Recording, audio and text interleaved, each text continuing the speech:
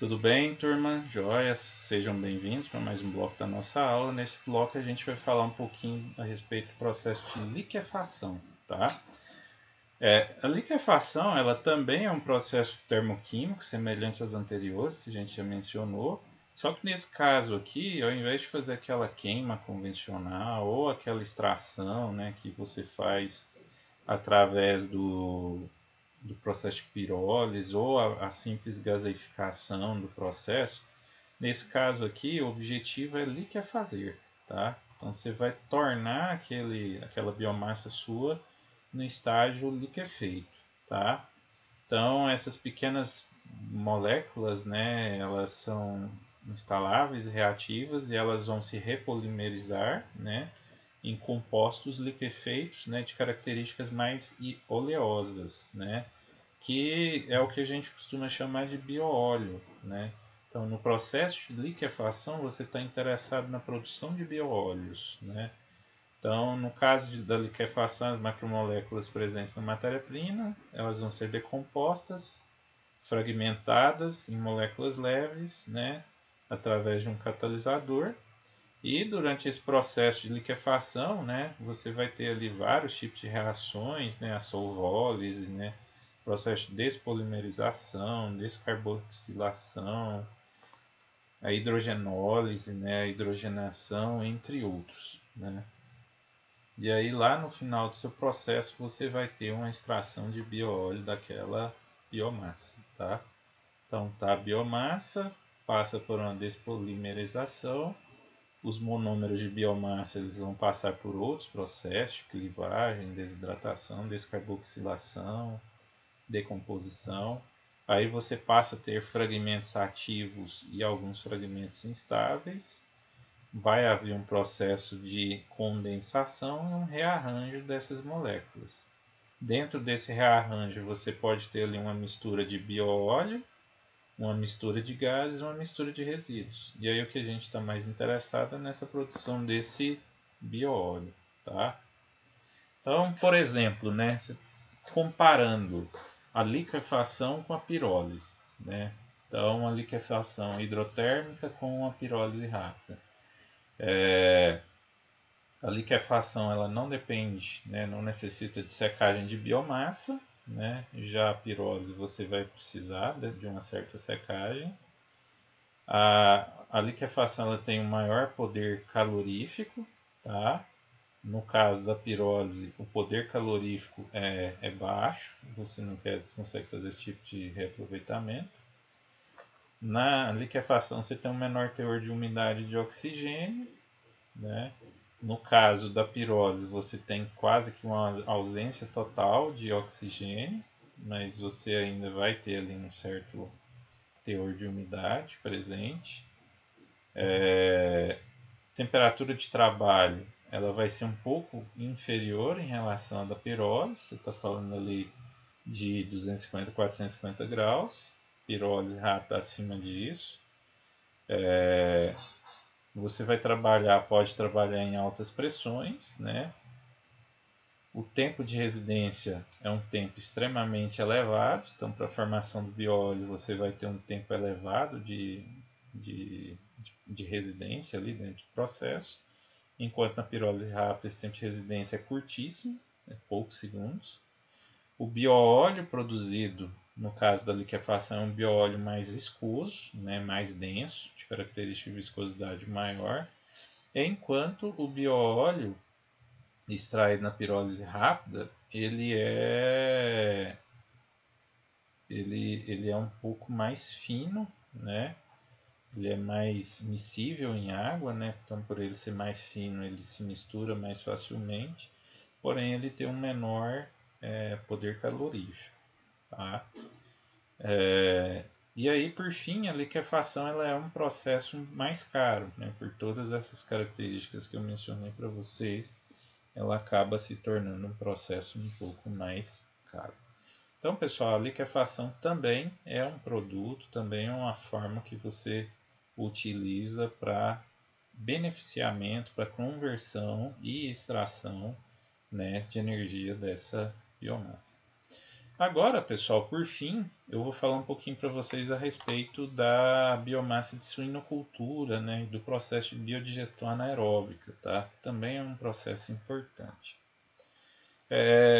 Estou falando aqui especificamente da biomassa de suinocultura pela localização da nossa região, né, que a gente tem uma grande cadeia agroindustrial de produção de carne de suínos e aves, né? Então, o grande segredo da energia de biomassa de suinocultura está na biodigestão anaeróbica.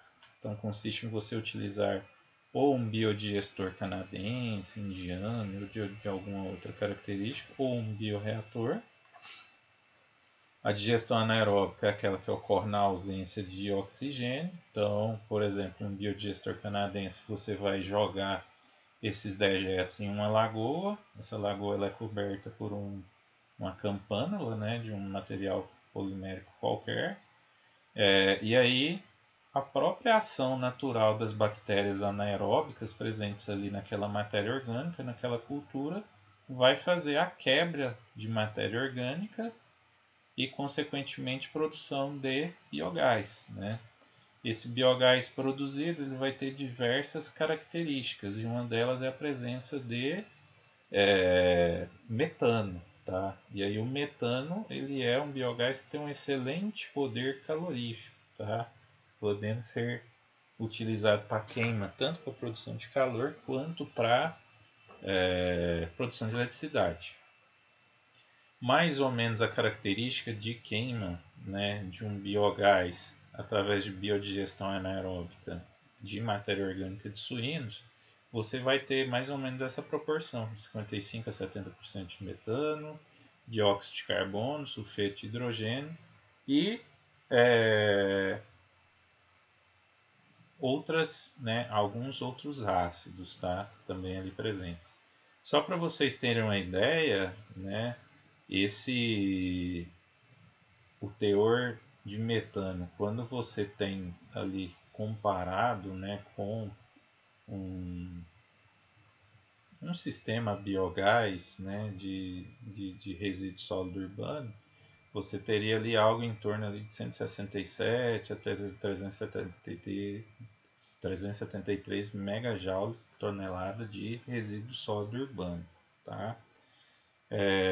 Quando você parte para a biodigestão anaeróbica de matéria orgânica de suinocultura, essa energia extraída por tonelada ela é muito maior, né? Então acaba que o resíduo sólido urbano ela produz um biogás um pouco mais pobre, enquanto o dejeto de suinocultura produz um biogás muito mais rico. Como é que acontece esse processo? Ele é muito bem definido, né? Então você tem ali as bactérias na ausência de oxigênio. E aí você vai ter ali 4 estágios bem definidos, tá? O primeiro é a hidrólise, né? Onde você vai ter ali, né, os carboidratos, gorduras e proteínas, né? A matéria orgânica bruta sendo quebrada em matérias menores, em açúcares, ácidos e aminoácidos.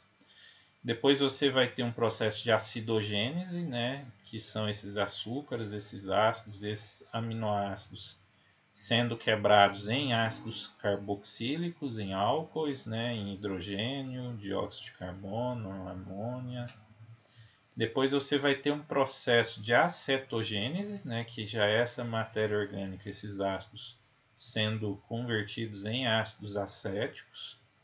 E aí, por fim, você tem o processo de metanogênese, né, que é o estágio final, né, que após a acetogênese você tem a produção do metano e de outros gases, tá? Que compõem esse nosso biogás. A partir desse aí, esse metano já está separado na campânula, então você pode conduzir ele para um pulmão e dali para um gerador, por exemplo, para queima. E a matéria orgânica que estava ali embaixo, ela já está praticamente, né, totalmente quebrada, e aí você simplesmente caminha ela para uma próxima lagoa de estabilização, antes de dar a destinação final para aquele fluido ali, né, que já foi totalmente quebrado da matéria orgânica. Aqui só falando um pouquinho para vocês a respeito dos biodigestores, dos tipos, né? Então existem 3 tipos clássicos, né? Um deles é o biodigestor chinês, ele fica enterrado em solo, construída em alvenaria, né, com tijolo, por exemplo. A entrada de matéria orgânica de um lado, biogás vai sendo produzido, sendo deposto aqui na parte superior, então você extrai ele ali pelo topo, e a matéria orgânica já digerida, né, pelas bactérias vai saindo do outro lado, né? Essa matéria orgânica que vai saindo do outro lado, ela pode ser depois secada, né, e ser aproveitada como uma espécie de esterco, adubo, como ela pode ser utilizada para fertirrigação. Aqui o exemplo de como é feita a construção desse biodigestor chinês, né, e não à toa, né, ele é um modelo de biodigestor muito utilizado lá na China, em pequenas propriedades. O modelo indiano é muito semelhante ao chinês, a diferença dele está na construção, né? A construção do modelo chinês é mais arredondada e tem uma abóbada fixa em cima, né? No caso do indiano, ela tem uma abóbada flexível, metálica, parece um pistão. Então, à medida que o biogás sobe aqui, ele estufa esse pistão, então essa parte móvel ela sobe para armazenar mais biogás, e quando você tem menos biogás, ela desce, né? Então ela se movimenta, como se fosse o êmbolo de uma seringa. Então passa por aqui a matéria orgânica, ela tem uma primeira decantação de cá, ela passa para o outro lado, e aí do lado de cá uma segunda decantação, tá?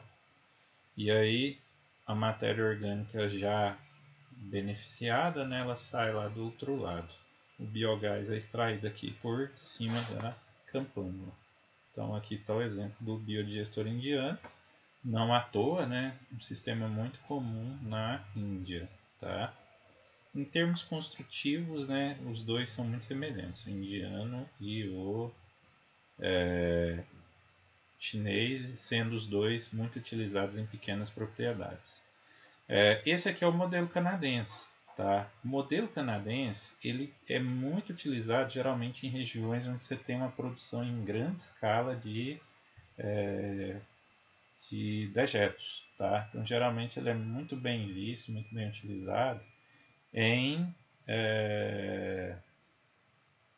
criações, né? Criações de bovinos, de suínos, de aves, né? Criações em grande escala. Então, você tem ali uma lagoa de decantação, né, comum. Você pega essa lagoa de decantação, você cobre ela com uma manta plástica, com uma campânula. É uma manta flexível, então isso aí já torna um pouco mais barato, né, o processo. O processo de biodigestão vai acontecendo aqui, né? Então você tem a digestão anaeróbica ali dentro acontecendo. Os gases vão sendo liberados aqui, biogás, metano, por aí vai. E aí lá do outro lado vai saindo já o dejeto já tratado, tá? E a partir desse dejeto tratado ele vai para uma outra lagoa de estabilização, passar por mais um período ali, antes de poder ser reutilizado em alguma prática, em alguma finalidade. Então aqui só ilustrando, né? O dejeto entra por um lado, passa pelos biodigestores, produz o biogás e aí sai aqui para a lagoa de decantação, né, para aquela última etapa ali, né, de estabilização do material já muito bem tratado.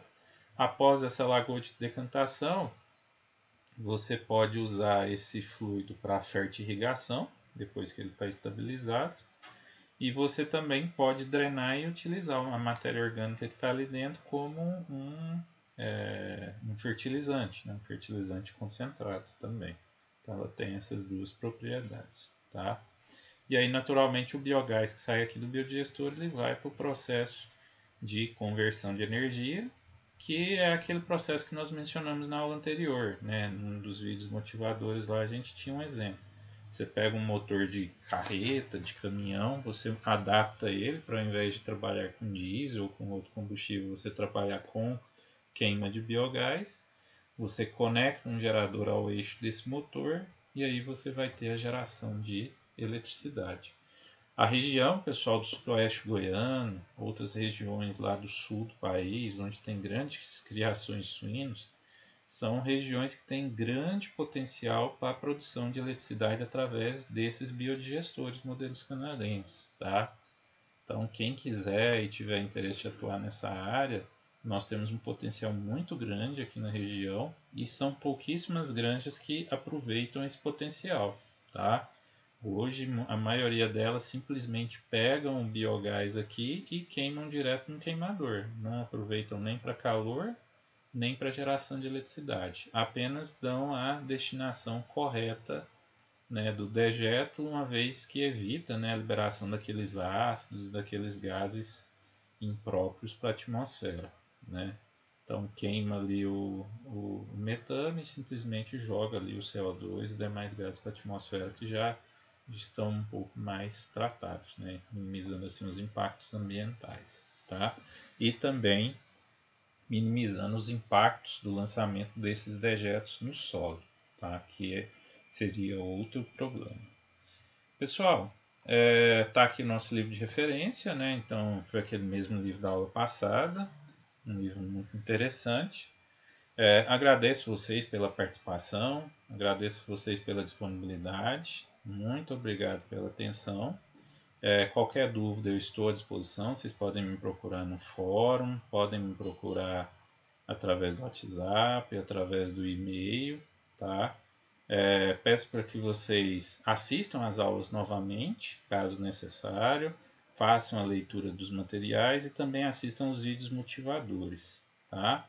E por fim que vocês façam atividade relativa a essa aula de hoje, ok? Muito obrigado pela atenção e pela colaboração e até a próxima. Até mais, tchau, tchau.